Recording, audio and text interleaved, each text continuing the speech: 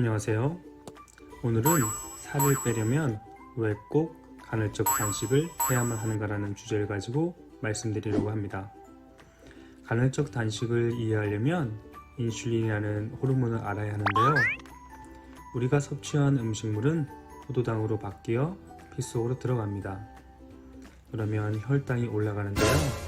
다시 말해 피 속에 포도당이 많아지는 겁니다. 이 포도당은 췌장에서 분비된 인슐린에 의해 필요한 세포로 보내져 에너지로 사용됩니다. 그런데 우리가 필요한 양보다 많은 양의 음식을 먹으면 어떻게 될까요? 이 포도당은 간과 근육에 글리코겐이라는 형태로 저장됩니다. 나중에 필요할 때 빨리 꺼내 쓰려고 말이죠. 그런데 간과 근육에 포도당을 꽉꽉 채웠는데도 포도당이 남는다면 어떻게 될까요? 이 포도당들은 지방세포에 지방으로 저장됩니다. 요즘 현대인들은 너무 많이 먹고 너무 자주 먹죠. 그리고 먹는 음식들도 혈당을 빠르게 높여주는 정제 탄수화물 같은 음식들을 많이 먹습니다. 그러면 우리가 음식을 섭취할 때마다 췌장이 인슐린을 분비해서 혈당을 내립니다. 그런데 여기서 문제가 생깁니다. 인슐린이 너무 자주 분비되다 보니까 몸에 저항이 생깁니다. 인슐린은 세포들이 문을 열어서 포도당을 넣어주는 역할을 하는데요. 세포들이 문을 잘 열어주지 않으니 췌장은 인슐린을 더 많이 만들어냅니다.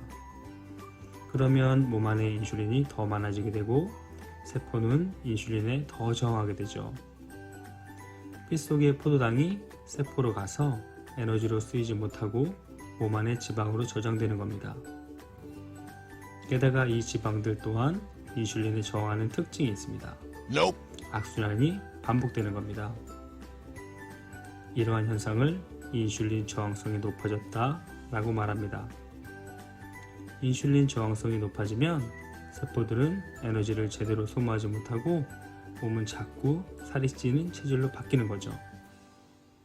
저칼로리 다이어트 같은 다이어트를 해서 살을 뺐다 할지라도 인슐린의 민감성을 개선하지 않고는 다시 살이 찌는 요 현상이 찾아올 수밖에 없습니다.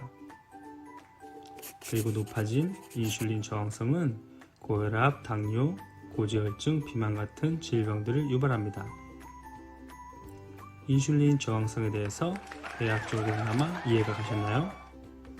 그렇다면 간헐적 단식으로 인슐린 저항성이 어떻게 개선되는지 설명드리겠습니다.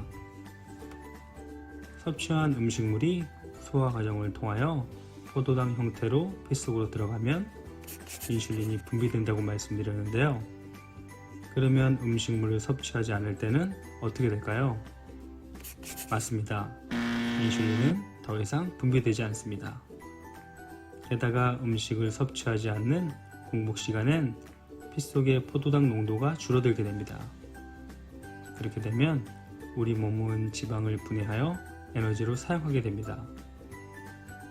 지방이 분해되어 사용되려면 공복이 최소 12시간에서 14시간 이상 지속되어야 하는데요. 공복 12시간 이전엔 대체로 간과 근육에 저장되어 있던 글리코겐을 에너지로 먼저 사용하기 때문입니다. 우리가 단식을 해야 하는 이유가 여기 있습니다.